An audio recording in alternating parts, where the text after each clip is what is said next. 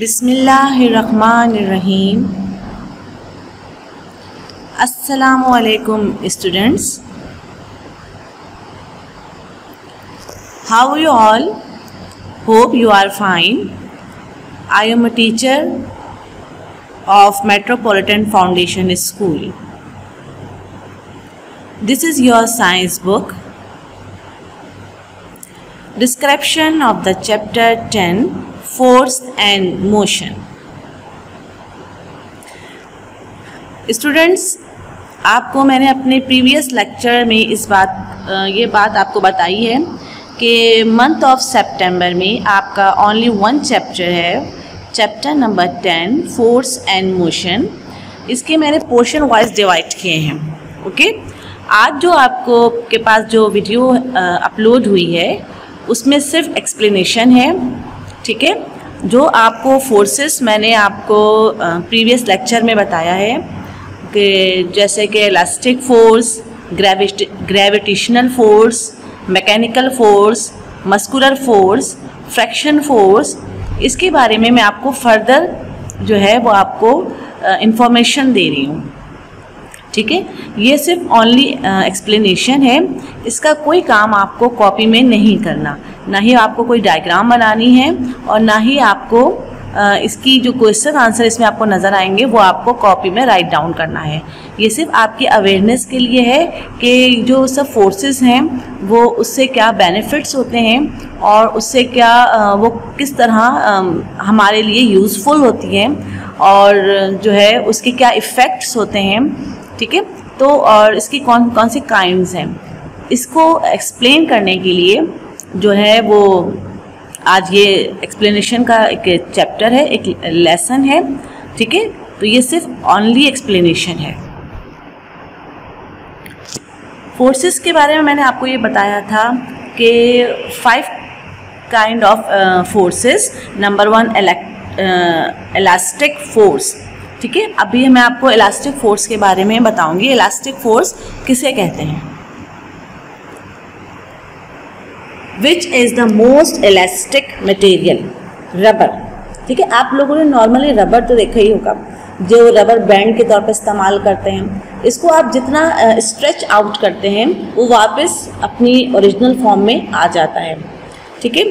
In common reference, elasticity is the ability of a material to regain its own original shape after being stretched, according to which rubber is the most elastic substance, ठीक है।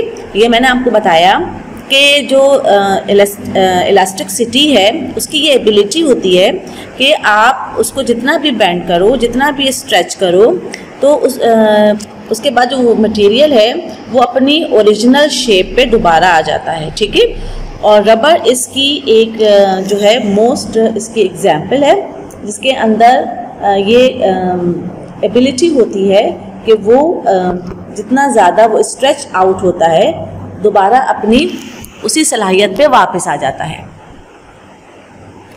ये देखिए यहाँ पे आपको कुछ elastic की चीज़ें नज़र आ रही हैं, जैसे कि हेयर बैंड्स हो गई और दूसरा रेजिस्टेंस बैंड्स हो गई, रबर बैंड्स हो गई। ये सारे जो है इलास्टिक्स के हैं, जो जितना बैंड किया जाए, जितना इसको स्ट्रेच आउट किया जाए, ये वापस अपनी जो है ओरिजिनल फॉर्म वो उस पर कन्वर्ट हो जाते हैं।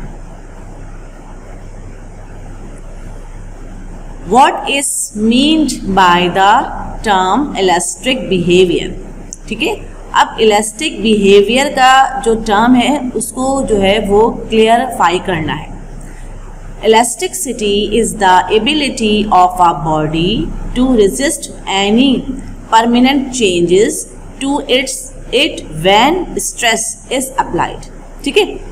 अब क्या है कि अगर हम किसी बॉडी पर इसको अप्लाई करें तो वहाँ पे जो होता है कि वहाँ पे परमानेंट चेंजेस हो जाती हैं जब स्ट्रेस उस पर अप्लाई किया जाए, ठीक है। यहाँ पे इलास्टिक का बिहेवियर के लिए जो टर्म्स हैं उसको डिफाइन किया जा रहा है।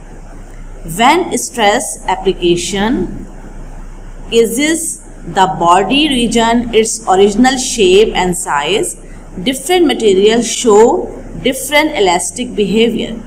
ये जो इलास्टिक के जो डिफरेंट मटेरियल हैं लाइक रबर, अब रबर की जो उसका बिहेवियर होगा, इलास्टिक बिहेवियर, वो दूसरे इलास्टिक मटेरियल से डिफरेंट होगा। कोई बहुत ज़्यादा स्ट्रेच आउट हो जाते हैं, कोई कम स्ट्रेच आउट होते हैं, ठीक है। The study of the elastic behaviour of a material is of much importance. तो ये आपको बताया गया है इलास्टिक बिहेवियर का, कि डिफरेंट जो इलास्टिक बिहेवियर्स होता है वो डिफरेंट मटेरियल का अलग अलग होता है। ये आपने नॉर्मली शायद आपने देखा हो बेटा, ठीक है। ये कैटापुल्ट है और इसको जितना ज़्यादा स्ट्रेच आउट करते हैं ये उतना ज़्यादा दूर उसकी प्रोग्रेस होती है। तो ये अपनी जिसको स्ट्रेच आउट करके अगर किसी चीज़ को किसी दूर उसको करना होता है, फेंकना होता है, तो ये उससे आगे चला जाता है। What is elastic force example, ठीक है। अब इलास्टिक फोर्स की एग्जाम्पल बताएंगे। As you stretch or compress an elastic material like a bungee cord, ठीक है, it resists the change in shape. It excretes a counter force in the opposite direction. This force is called elastic force. जैसे मैंने आपको catapult बताया, आप उसको अपनी तरफ खींचेंगे, ठीक है, तो वो उसके अपोजिट डायरेक्शन पे चला जाएगा। तो ये जो इसकी जो ये मटेरियल पे डिपेंड करता है कि जो जैसा कॉर्ड होगा वो वैसा उसकी प्रोग्रेस होती है। It resist the change in shape, वो अपनी शेप को चेंज करने के लिए उसके अंदर रेजिस्टेंस पाई जाती है, ठीक है। The further the material is stretched or compressed, the greater the elastic force become. और फिर यही है कि जितने ज़्यादा जो मटेरियल है अगर आप उसको स्ट्रेच आउट करेंगे, कंप्रेस करेंगे, तो वो उसमें मटेरियल वाइज उसके अंदर ग्रेटर या लेस देन इलास्टिक पाई जाएगी, इलास्टिक फोर्स मौजूद है। ये भी आपको इलास्टिक फोर्स की एक एग्जाम्पल्स है, एक इंस्ट्रूमेंट है। ये एक फिज़िकल जो है वो इंस्ट्रूमेंट है जो कि इलास्टिक फोर्स के तौर पे इस्तेमाल होती है। इसको जितना ज़्यादा प्रेस करते हैं ये उतना ज़्यादा मूव कर रहा होता है। नेक्स्ट टॉपिक है fraction. Fraction can be useful force because it prevent our shoes slipping on the prevent, ठीक है। क्या होता है फ्रैक्शन? ये होता है कि एक इसको अगर हम उर्दू में बोलें तो ये एक रगड़ की ताकत होती है। जैसे कोई चीज़ चलते चलते रुक जाना, अगर कोई चीज़ मूविंग में है और बहुत फास्ट मूविंग में है तो वो किसी रफ सरफेस पे उसकी जो मूविंग है वो स्लो हो जाती है, ठीक है। जैसे कि हम कोई कार को ब्रेक लगा दें या हम बाइसाइकिल को ब्रेक लगा दें तो उसमें ब्रेक लगाने से जो रगड़ की क़ुव्वत होती है ना, that is called friction, frictional force. Friction can be useful force because it prevent our shoes slipping. हमारे शूज़ को स्लिप होने से बचाने के लिए जो फोर्स इस्तेमाल होती है वो फ्रैक्शन फोर्स कहलाती है, ठीक है। जैसे कि हम अगर बहुत ज़्यादा मूव कर रहे हो, रनिंग कर रहे हो और या हम डांसिंग पोजीशन में हो, तो जो हमारे शूज़ हैं उसके अंदर एक फ्रैक्शन फोर्स होती है जो कि हमें स्लिप होने से बचा सकती है। When we walk and stop, car tires skidding on the road, ठीक है। अब हम क्या ये भी हम कर सकते हैं कि अगर हम वॉक कर रहे हों या हम रुके हुए हों तो जो टायर्स हैं वो जो है वो हमें जो है वो उसमें भी फ्रैक्शन फोर्स अप्लाई होता है। When you walk, friction is caused between the tread on shoes and the ground. जब हम वॉक कर रहे होते हैं तो जो फ्रैक्शन की जो फोर्स होती है वो हमारे शूज़ और ग्राउंड यानी कि रोड पे डिपेंड करती है। This friction act to grip the ground and prevent sliding. अब ये जो फ्रैक्शन फोर्स है ये क्या करती है ग्राउंड पे हमें ग्रिप देती है, हमें मजबूती देती है और जो है कि हमें स्लिप डाउन होने से बचाती है। ठीक है, some time we want to reduce friction, बाज़ औक़ात जो है फ्रैक्शन रिड्यूस हो जाता है, यानी कि फ्रैक्शन भी इंक्रीज या डिक्रीज फॉर्म में आ जाता है। फ्रैक्शन फोर्स, ये आपको उसी चीज़ की एग्जाम्पल्स है fraction force. What is important of friction? ठीक है, फ्रैक्शन की क्या इम्पोर्टेंस है? Friction is important also for these reason. ठीक है, आप दीज रीज़न आपके सामने हैं, वो आपको बताएंगे कि क्या इम्पोर्टेंस है। It cause air in the PBL to converge toward low pressure and diverge from high pressure। ठीक है, तो ये क्या करता है कि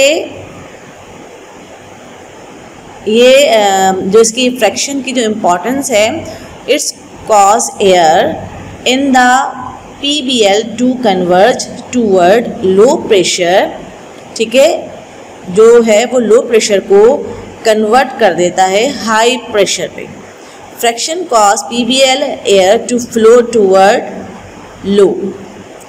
लो प्रेशर। ठीक है, number 2, friction is a little stronger over land surfaces than over water surfaces since land surfaces have more rough and vertical। अब यह है कि जो भी सरफेस है वो ये उस पर डिपेंड करता है। अगर कोई रफ सरफेस है तो उस पर फ्रैक्शन का जो काम है वो बहुत अच्छे से होगा और उसकी जो फ्रैक्शन फोर्स है वो इंक्रीज़ होगी। ठीक है, तो friction is a little stronger over land surface than over water surface since land surface have a more rough. तो क्या होगा कि जो लैंड सरफेस जो है अगर वो मोर रफ होता है तो क्या होता है कि वहाँ पे फ्रैक्शन जो होता है वो ज़्यादा तेज़ी से काम कर रहा होता है। What do you mean by fractional force? Frictional force का क्या मतलब है? Friction is the resistance to motion of one object moving related to another. Frictional force का मतलब यह है वो किसी भी मूविंग ऑब्जेक्ट को जो है वो उसको क्या करता है कि उसको स्टॉप करने के लिए काम करता है, या one object moving related another, एक से रिलेटेड जो दूसरे ऑब्जेक्ट होते हैं उनकी मोशन पे रेजिस्टेंस करता है। It is not a fundamental force like gravity और इलेक्ट्रोमैग्नेटिज्म। ठीक है, ये जो है कोई भी फंडामेंटल फोर्स नहीं है जैसे कि ग्रेविटी और इलेक्ट्रोमैग्नेटिज्म है। Instead, scientists believe it is the result of the electromagnetic attraction between charged particles in two touching surface। ठीक है, इलेक्ट्रोमैग्नेटिक जो अट्रैक्शन होती है वो क्या होती है कि जो चार्ज पार्टिकल्स होते हैं किसी भी दो चार्ज पार्टिकल्स में के दरमियान जो मैग्नेटिक अट्रैक्शन होती है वो इंक्रीज़ या डिक्रीज़ होती है। ठीक है, तो जो फ्रैक्शनल फोर्स है वो रेजिस्ट करता है किसी भी दो चीज़ों के दरमियान। फॉर एग्ज़ाम्पल जैसे कि शूज़ एंड रोड, ठीक है, टायर्स एंड ग्राउंड, तो इनके दरमियान ये इसकी जो फोर्स होती है वो अप्लाई होती है। Friction is the force resisting the relative motion of solid surface, fluid layer and material element sliding against each other। Fraction की जो फोर्स है वो क्या करती है, वो रेजिस्टिंग करती है किसी भी मोशन के साथ, चाहे वो सॉलिड सरफेस पे हो, फ्लूइड लेयर हो एंड मटेरियल एलिमेंट, और उसको स्लाइडिंग के अगेंस्ट वो काम कर रही होती है। There are several type of friction, ठीक है। Dry friction is a force that oppose the relative literally motion of two solid surface in contact. अब क्या होता है कि मुख्तलिफ किस्म के फ्रैक्शनल फोर्स होते हैं। ड्राई फ्रैक्शन जो होता है वो क्या करता है, वो किसी भी टू सॉलिड सरफेस पे अपना कांटेक्ट जो होता है वो करता है, ठीक है। किसी भी दो सख्त चीज़ों पे फ्रैक्शन जो है फोर्स वो अप्लाई होती है, ठीक है। तो अभी आपको जो मैंने स्टूडेंट्स ये समझाया, ये आपको टू काइंड ऑफ फोर्सेस बताई हैं मैंने, ठीक है। लेकिन अभी और भी फोर्सेस हैं आपको, जैसे मैंने बताया मैकेनिकल है, मैग्नेटिक फोर्स है, ग्रेविटेशनल फोर्स है, ये सब भी फोर्सेस हैं, ठीक है, जो कि आपके चैप्टर फोर्स एंड मोशन में मेंशन है। तो आज मैंने आपको कौन सी दो फोर्सेस के बारे में बताया, एक मैंने आपको बताया फ्रैक्शनल फोर्स के बारे में बताया, ठीक है, और दूसरा मैंने आपको इलास्टिक फोर्स के बारे में बताया। ये दोनों फोर्सेस के बारे में मैंने आपको कुछ एग्जाम्पल्स भी दिए हैं, कुछ आपको इसके मीनिंग्स भी बताई हैं। ये आपके लिए जस्ट फॉर इंफॉर्मेशन है। आप इस और कुछ आपको इसकी के साथ मैंने आपको कुछ डायग्राम्स भी बताई कि ये डायग्राम्स भी इससे रिलेटेड है, ठीक है। तो इंशाल्लाह ताला जब नेक्स्ट आपका जो टॉपिक होगा, मैं आपको मज़ीद आपके जो तीन और फोर्सेस हैं, gravitational forces and mechanical forces and muscular forces, उसको डिफ़ाइन करूँगी। वैसे आपके ये है कि जो मस्कुलर फोर्स है, इसके नाम से आपको शो हो रहा है कि ये मसल्स की फोर्स के बारे में है, ठीक है। और जो ग्रेविटेशनल फोर्स है वो जो अर्थ की फोर्स ऑफ अट्रैक्शन के बारे में है, ठीक है। एंड मैकेनिकल जो है वो मशीन्स की अट्रैक्शंस है, मशीन की फोर्स के बारे में। तो ये इंशाल्लाह ताला हम नेक्स्ट अपने वीडियो में इसको इसकी एक्सप्लेनेशन सुनेंगे और इसके एग्जांपल्स भी देखेंगे, ठीक है। अब आपको जैसे कि जब आपको ये लेक्चर मेरा मिला होगा तो आपको जो है फोर्स के 4 क्वेश्चंस मिल गए होंगे।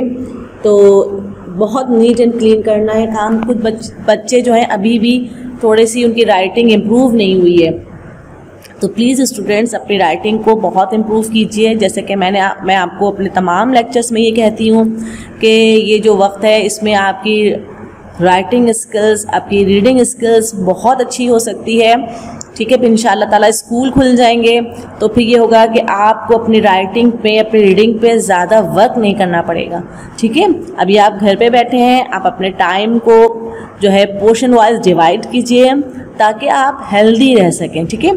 हेल्दी रहें ताकि ये जो रूटीन होती है उसको फॉलो करें, अपने ईटिंग हैबिट्स को, अपनी रीडिंग हैबिट्स को, अपने गेम के एनवायरनमेंट को, सबको प्रॉपर टाइम दीजिए, ठीक है, ताकि आप हेल्दी लाइफ को एंजॉय कर सकें।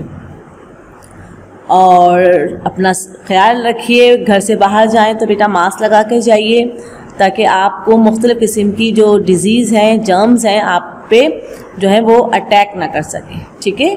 चलिए अपना बहुत ख्याल रखिएगा और बहुत अच्छे से काम कीजिएगा, नीट एंड क्लीन काम कीजिएगा। और काम को बेटा एंजॉय होके किया करें। जब आप काम को एंजॉय होके करेंगे ना तो आप खुद ब खुद वो काम अच्छा होगा। अगर जिस काम में बेजारगी होती है कि नहीं बस जल्दी से इस काम को निपटा दिया जाए, तो फिर वहाँ पे काम में इम्प्रूवमेंट नहीं आती है, ठीक है।